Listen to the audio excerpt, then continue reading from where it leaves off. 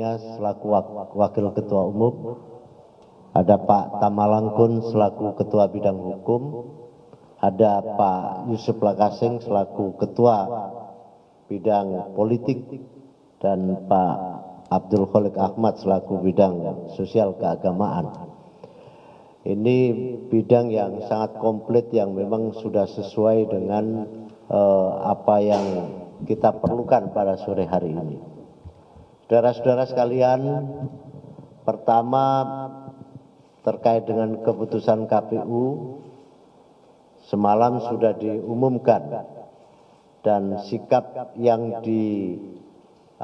dilakukan oleh Partai Perindo adalah tetap sebagaimana press conference sebelumnya, bahwa memang dalam banyak skenario pemilu kali ini memang sangat tergolong pemilu yang paling urakan, paling kredit, paling penuh masalah, dan penuh dengan rekayasa.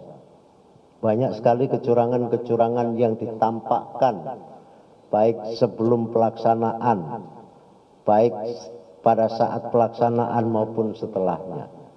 Kita juga menyaksikan bahwa keberadaan aparat pemerintah, para pucuk pimpinan, para penyelenggara, semuanya juga penuh dengan catatan, yang barang tentu dengan hasil keputusan KPU terkait dengan Pilpres maupun Pileg yang semalam sudah ditandatangan dan diumumkan, intinya adalah Partai Perindo terus mendorong agar hak angket akan dilakukan percepatan, dan hak angket itu adalah satu-satunya yang menjadi perangkat untuk mengurai sebuah kecurangan-kecurangan atau praktek-praktek pemerintah yang telah melanggar, yang telah merugikan banyak pihak.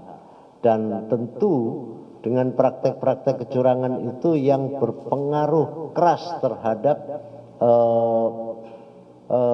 hasil dari pemilu. Yang kedua, kita juga mendorong dengan berbagai macam kecurangan-kecurangan yang tampak, misalkan terkait dengan Sirekap, walaupun itu sebagai alat bantu, tetapi itu adalah acuan yang dipakai oleh masyarakat, oleh partai politik. Banyak sekali hasil yang blank yang ditampilkan, tidak diganti dengan hasil yang murni, yang aslinya, dan kita juga tidak bisa membuktikan apakah hasil itu juga menjadi hasil yang otentik atau hasil yang sudah direkayasa yang itu dimasukkan. Jadi memang penuh manipulasi dan penuh dengan ketidakpastian. Atas dua hal ini, maka hak angket dan sekaligus MK dari berbagai macam partai untuk mencari keadilan ini, maka kita sangat mendukung dua-duanya, mendorong dua-duanya.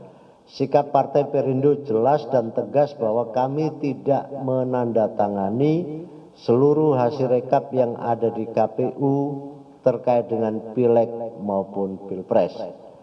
Yang kedua, teman-teman media perlu saya sampaikan bahwa kami mengucapkan terima kasih kepada seluruh pengurus, kepada para caleg, kepada para simpatisan, para keluarga besar Partai Perindo yang telah bekerja secara maksimal untuk pemenangan pemilu di 2024 ini.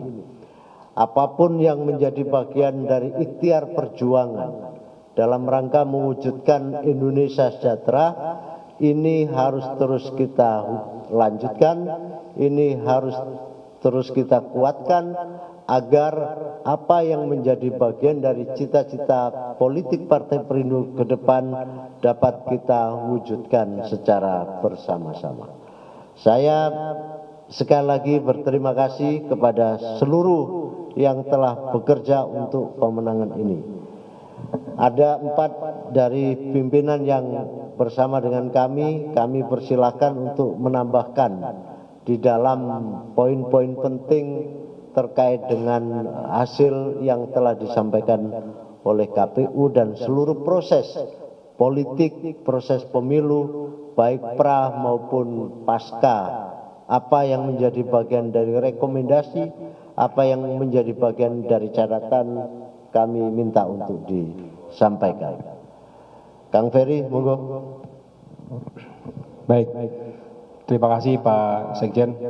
Bismillahirrahmanirrahim. Assalamualaikum warahmatullahi wabarakatuh. Teman-teman yang saya hormati dan juga teman-teman media yang saya hormati, saya banggakan.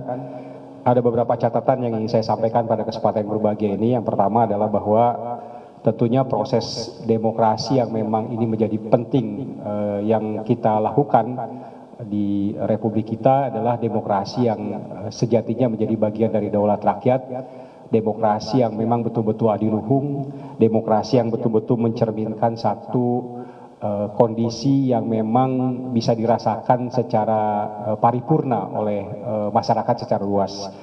Namun tentunya pada sisi lain saya menilai bahwa demokrasi yang sejatinya itu berupa partisipasi publik dan kompetisi yang sehat itu agak tercederai.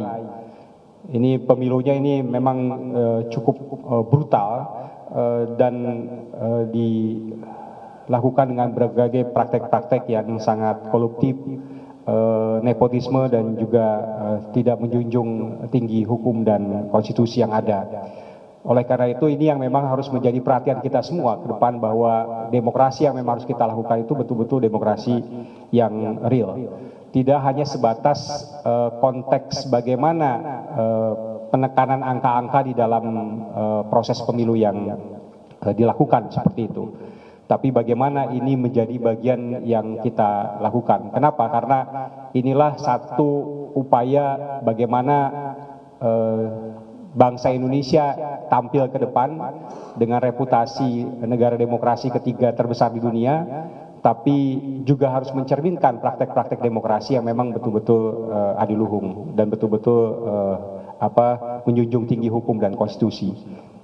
Yang kedua, tentunya pemilu ini kita lakukan adalah bukan saja intinya adalah memilih pemimpin, baik itu presiden, wakil presiden, anggota DPR, DPD, DPRD provinsi, kabupaten, kota, tapi bagaimana pemilu itu betul-betul bisa melibatkan seluas-luasnya rakyat Indonesia untuk memilih pemimpinnya tanpa adanya intimidasi, tanpa adanya manipulasi, dan tanpa adanya hal-hal yang memang betul-betul di luar konteks kejujuran dan keadilan yang ada.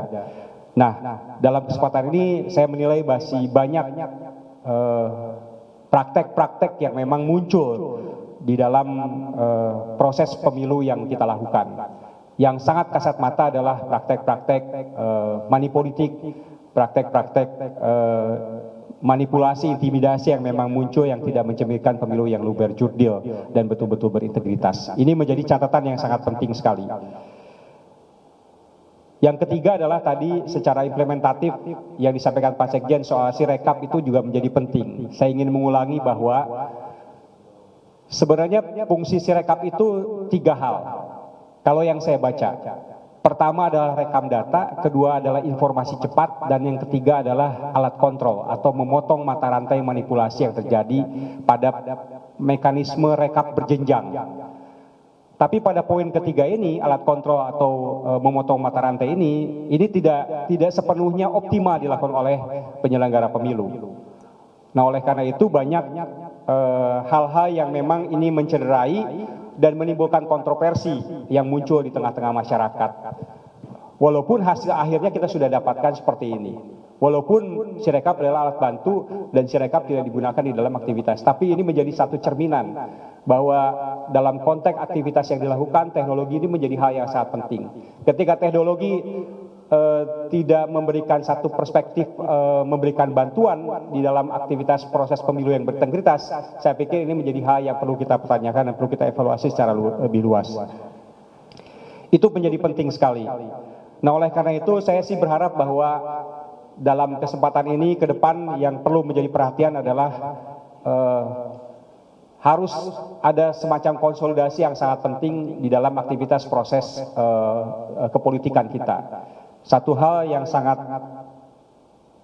teknikalitasnya penting adalah soal bagaimana undang-undang pemilu itu betul-betul direvisi.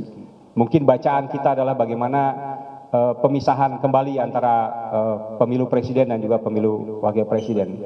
Bahkan saya pikir soal parliamentary threshold dan juga soal presidensial threshold ini menjadi hal yang sangat penting untuk betul-betul dibahas secara segera. Bahkan terkait dengan putusan Mahkamah Konstitusi soal parliamentary threshold, ya saya pikir ini juga bisa konteks mutatis mutandis dengan apa yang memang diputuskan Mahkamah Konstitusi terkait dengan soal pencalonan pada waktu sebelumnya, yang itu bisa langsung dieksekusi.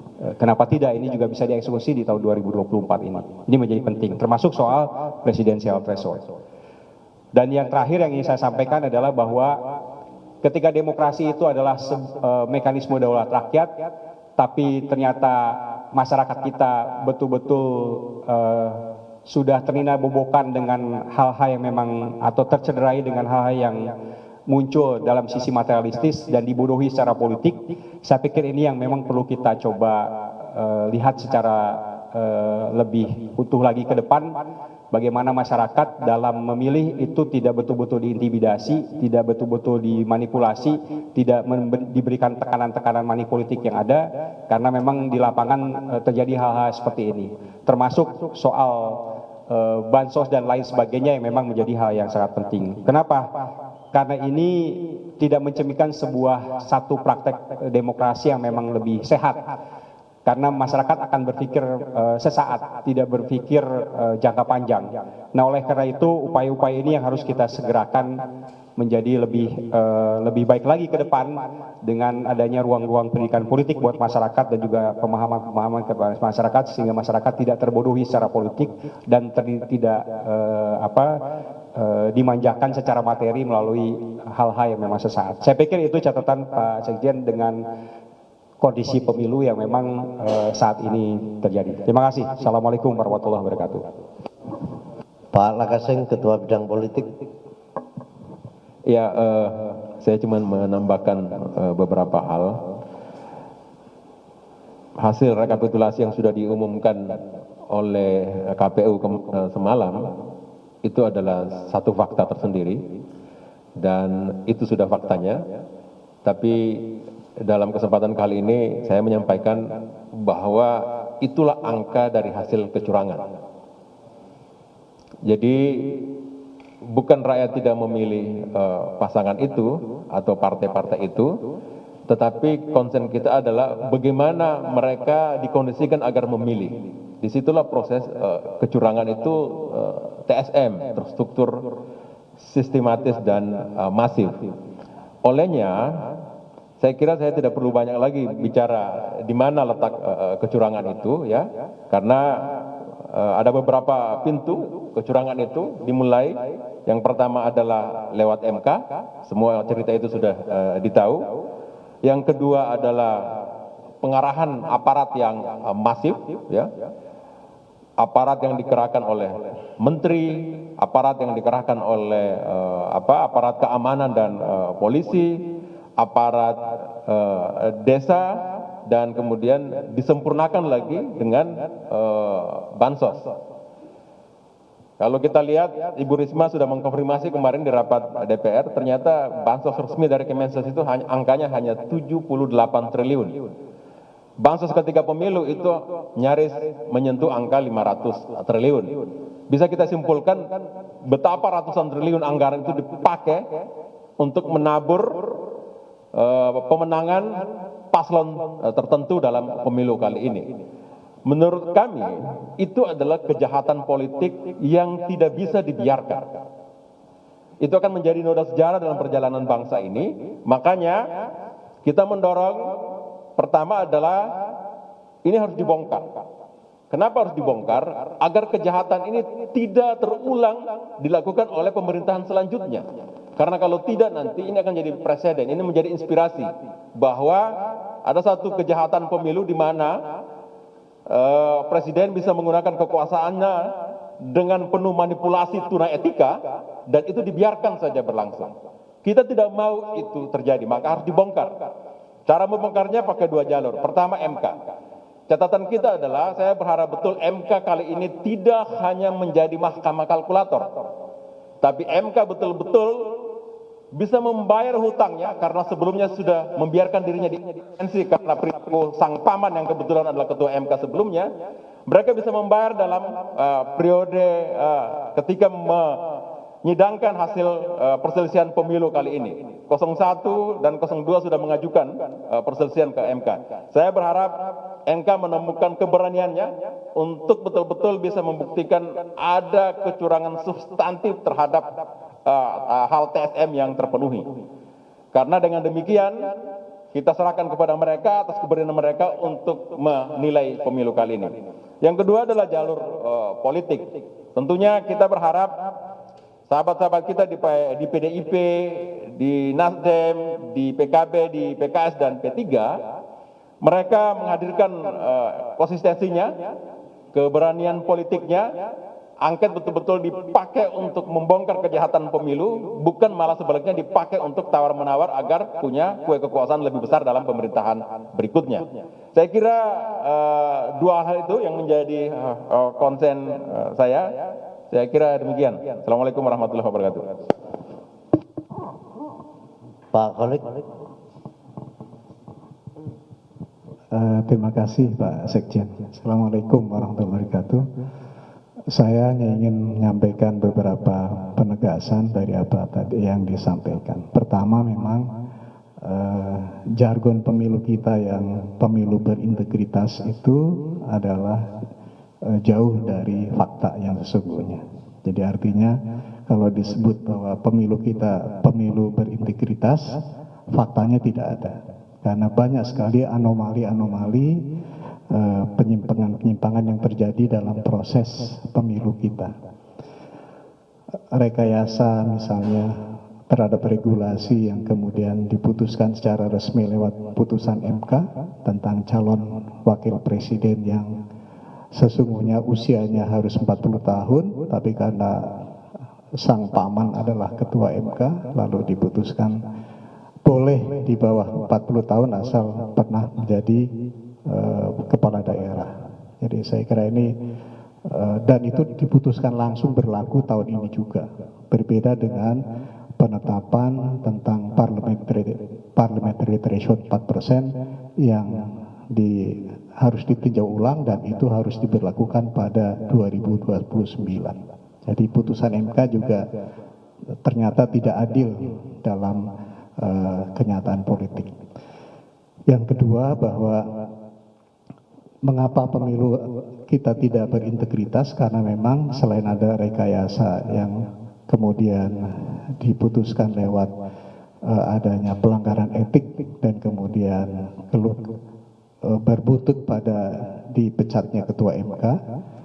Kemudian ada juga putusan DKPP tentang ketua KPU yang juga melakukan pelanggaran etik karena menerima syarat pencalonan presiden wakil presiden atas dasar putusan Mahkamah Konstitusi yang juga merupakan pelanggaran etik. Jadi isinya pelanggaran etik semua. Jadi saya kira di situ letak ketidakintegritasan dari pemilu kita. Kemudian yang berikutnya catatan saya adalah bahwa aplikasi Sirekap yang memang sebenarnya ini menjadi alat bantu, ternyata ini menjadi alat utama untuk penggiringan opini. Jadi apa yang disebut dengan quick count itu lalu dilegitimasi dengan cara real count dan hasilnya tidak jauh beda. Jadi saya kira ini juga Sirekap menjadi alat yang sangat membantu dalam hal ketidakintegritasan dari pemilu kita. Dan yang terakhir saya kira saya ingin sampaikan bahwa terkait dengan putusan MK untuk mengevaluasi PT 4% pada 2029, saya kira itu hal yang harus segera ditindaklanjuti oleh Dewan Perwakilan Rakyat kita, karena sekarang ini kalau Bapak Ibu bisa lihat hasil pemilu kita, 17 juta itu hilang, hangus suara rakyat itu. Karena itu berasal dari partai-partai yang tidak lolos parliamentary threshold, termasuk P3, Perindo, PSI, dan seterusnya.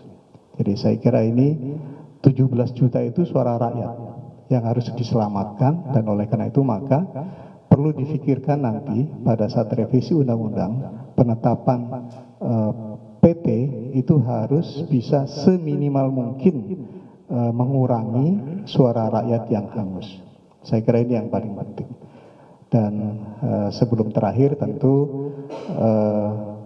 tadi usulan dari Kang Heri bagus, jadi Pilpres dan Pileg itu harus dipisahkan ya rumpunnya.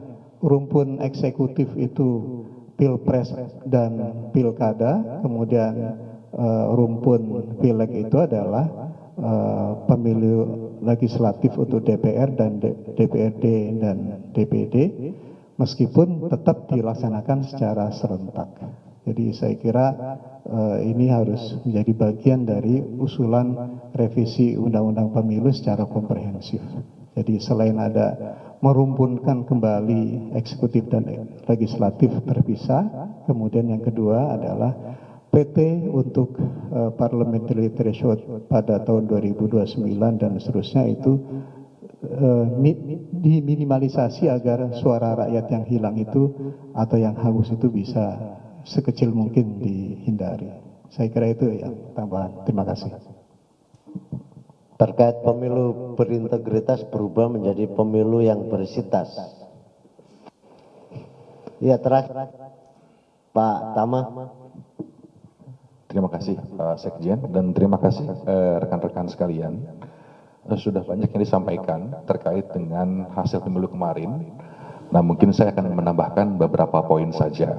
Yang pertama terkait dengan informasi-informasi yang sudah kita mintakan kepada rekan-rekan di tingkat struktur di daerah, rekan-rekan sayap-sayap partai dan lain sebagainya juga sudah kita kumpulkan. Yang pasti indikasi-indikasi kecurangan, dugaan-dugaan pelanggaran yang terjadi, tentu itu akan kita jadikan sebuah pertimbangan untuk datang ke MK dan menyampaikan kepada MK dan bersengketa di sana. Jadi pada prinsipnya tentu kecurangan-kecurangan yang terjadi, dugaan pelanggaran-pelanggaran yang ada, itu tidak kemudian hanya isapan jempol, tapi bukti dan nyata adanya. Maka dari itu hal-hal yang kemudian terjadi tentu saja itu merugikan bagi kami Partai Perindo, dan kemudian juga sangat berpengaruh kepada jumlah kursi yang kami peroleh, terutama mungkin di tingkat daerah gitu. Jadi makanya kemudian informasi-informasi, dugaan-dugaan pelanggaran yang ada tentu kita akan uji semuanya di MK. Nah, beberapa hal yang kemudian bisa kita gambarkan secara umum, misalnya ada dugaan-dugaan penggelembungan suara, ada dugaan-dugaan terkait dengan penghilangan suara, termasuk juga misalnya soal rekomendasi-rekomendasi pemungutan suara ulang itu yang tidak ditindaklanjuti oleh KPU. Padahal rekomendasinya jelas, dokumennya jelas, perintahnya ada. Maka dari itu tentu ini akan jadi pertimbangan bagi kami untuk maju dengan bukti-bukti yang sudah kami miliki. Itu poin pertama yang sudah saya sampaikan. Kemudian rekan-rekan, yang kedua terkait dengan upaya-upaya untuk ke Mahkamah Konstitusi, tentu saja juga ini harus gayung bersambut dengan upaya-upaya untuk melakukan hak angket. Jadi Pak Sekjen sudah sampaikan, rekan-rekan di DPW juga sudah sampaikan, yang pada intinya tentu kita berharap rekan-rekan juga khususnya koalisi yang ada di parlemen yang kemudian terakhir mengawal 03 juga untuk mendorong hak angket. Ini menurut saya menjadi sangat penting. Kenapa? Karena tentu saja meskipun pemilunya sudah dianggap akan berakhir, setelah sudah dibacakan penetapannya, tentu dampaknya tetap masih ada. Apa itu? Ya tentu saja soal bagaimana kemudian informasi-informasi yang selama ini tertutup itu bisa dibongkar di sana, bisa didapatkan di sana. Itu menjadi penting. Kemudian selain soal keterbukaan informasi, juga penting juga untuk mengukur soal akuntabilitas. Karena tentu transparansi sama akuntabilitas bukan suatu hal yang sama. Nah, akuntabilitas adalah sebuah pertanggungjawaban yang selama ini tadi Bang Al-Kaseng cerita soal dana bansos, kemudian yang lain-lain soal penggunaan struktur dan lain sebagainya tentu akan diuji di sana, akan dipertanyakan di sana. Jadi tentu kalau kita bicara soal angket itu masih berdasar dan tentu masih berdampak. Dan sekurang-kurangnya, paling tidak ketika hak angket tersebut itu dijalankan, itu bisa menjadi refleksi juga, bisa menjadi pembelajaran ke depan terkait dengan penyelenggaraan pemilu. Ini menurut saya hal-hal yang penting. Dan yang terakhir, kita juga sebetulnya dari Partai Perindo juga berharap terkait dengan perkara-perkara hukum yang kemudian punya dampak erat dengan isu politik selama pemilu kemarin itu ditangguhkan atau itu kemudian dikesampingkan lebih tepatnya. Kenapa? Ya misalnya hari ini kita misalnya punya rekan ada Palti Huta Barat yang kemudian jadi tersangka dan kemudian berkasnya sudah dilimpahkan ke kejaksaan. Kemudian juga kita punya rekan kader Partai Perindo juga, Mas Aiman Wicaksono, yang kemudian juga terakhir kita sudah pra-peradilankan terkait dengan upaya-upaya penyitaannya. Nah, terkait dengan perkara-perkara yang seperti ini, kita juga berharap rekan-rekan di kepolisian untuk mengenyampingkan, karena perkara seperti ini lebih kentara politiknya ketimbang soal hukumnya. Pertimbangan lainnya selain soal politik adalah soal putusan MK. Jadi kita juga berterima kasih kepada MK karena terakhir permohonan terkait dengan pasal-pasal yang berhubungan dengan hoax, yang berhubungan dengan pencemaran nama baik itu dibatalkan oleh MK. Jadi pasal-pasal misalnya seperti penggunaan pasal 14, 15 Undang-Undang 1946 terkait dengan peraturan hukum pidana itu yang berhubungan sama hoax itu juga sudah dibatalkan MK. Kemudian juga begitu dengan 310 KUHP, 27 ayat 3 Undang-Undang ITE karena sudah ada revisi juga di DPR itu pun juga sebagian dikabulkan oleh MK permohonan rekan kita Haris dan Fathia. Jadi dengan pertimbangan hukum, pertimbangan politik dan atas nama kepentingan masyarakat kita berharap perkara-perkara yang seperti itu ditangguhkan. Jadi rekan-rekan itu tambahan dari saya. Terima kasih. Assalamualaikum warahmatullahi wabarakatuh. Baik rekan-rekan sekalian, saya kira itu yang menjadi bagian dari sikap politik Partai Perindo. Semua sudah saling melengkapi. Bila ada pertanyaan dipersilahkan.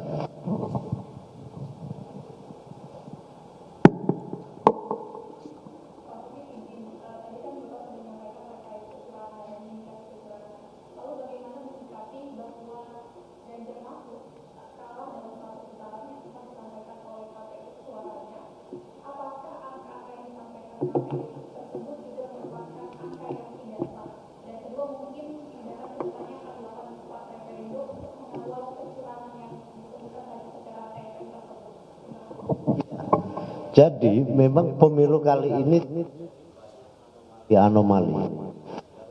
Proses pemilu itu ada namanya atau koktail efek. Bagi yang mempunyai capres itu pasti mempunyai dampak elektoral. Dalam pemilu kali ini tidak terjadi. Bagaimana mungkin PDIP menjadi partai pemenang tetapi capresnya menjadi partai underdog, menjadi mendapat suara underdog paling rendah sekali.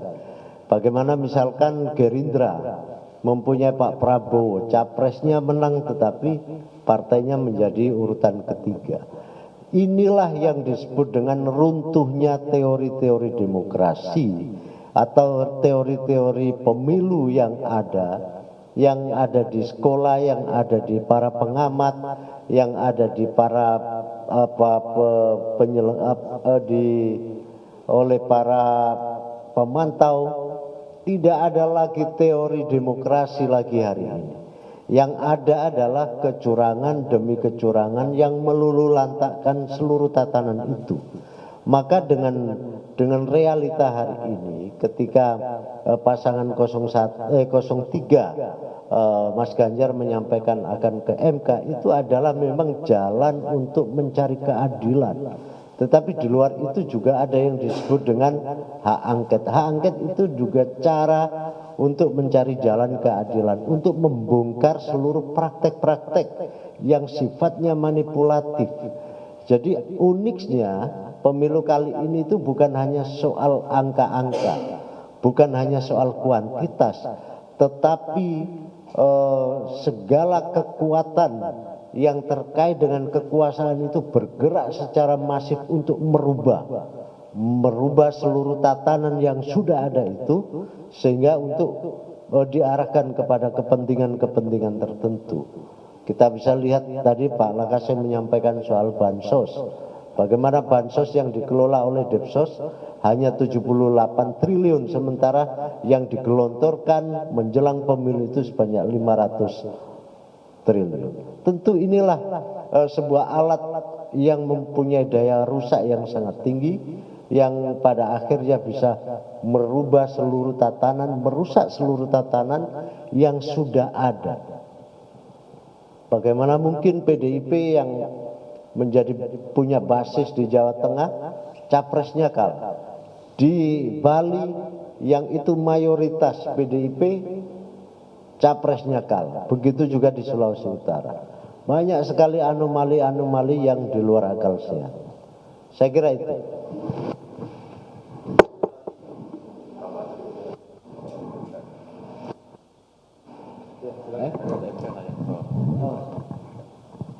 Oke, Mbak, sedikit tambahkan tadi soal upaya, dan saya rasa kami juga ada tim yang kemudian bagian dari tim hukum dari TPN Ganjar Mahfud, tentu saja juga sama, artinya dari Partai Perindo pun juga akan ke MK, khususnya dengan sengketa-sengketa yang berhubungan dengan caleg di dapil-dapil kita masing-masing, dengan pertimbangan pelanggaran-pelanggaran yang terjadi.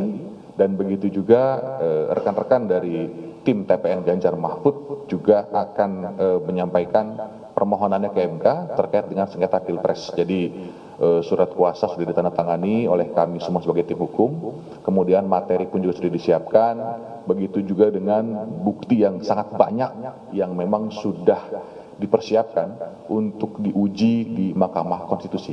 Jadi itu tambahan sedikit. Terima kasih. Monggo, yang lain.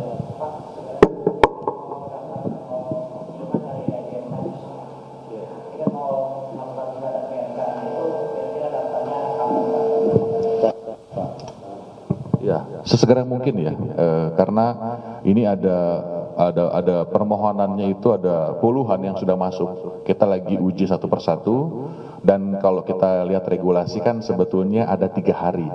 Jadi 3 hari setelah penetapan.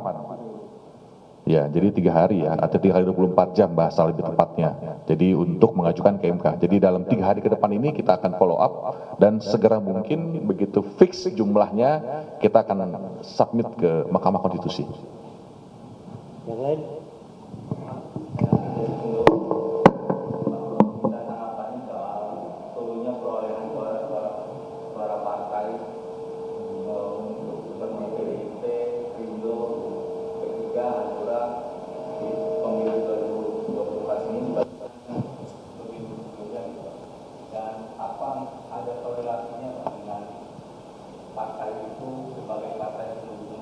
Ya, 03.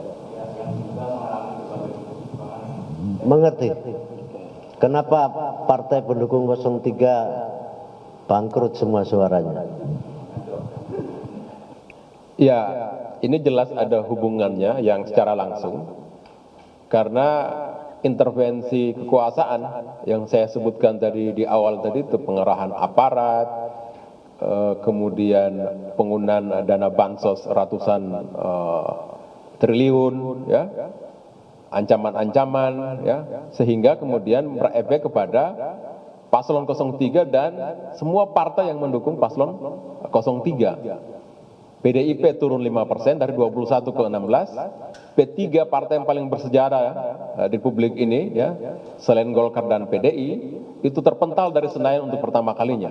Dan Perindo kita nyaris kehilangan suara 50% dari perolehan 2019. Jadi karena politik cawe-cawe itulah yang menyebabkan suara Perindo terdegradasi secara serius. Jadi makanya kita menyimpulkan kita juga menjadi bagian dari target operasi karena kita adalah salah satu partai yang tidak tunduk pada arahan kekuasaan untuk penentuan pilihan dukungan di Pilpres. Ya itu harga yang harus kami bayar dan tidak apa-apa, kami tidak kecewa berlebihan, tapi kami berterima kasih ternyata di tengah kecurangan yang masif itu, ini adalah pemilu yang sangat kotor, ya, yang saya bilang tadi berbagai macam muslihat yang tuna etika itu dipraktekkan, tapi masih ada sekitar 2 juta masyarakat Indonesia yang percaya kepada partai Perindo. Kami akan bangkit lagi, ya. Masih ada hari-hari esok untuk kita berbenah dan kita menatap ke depan.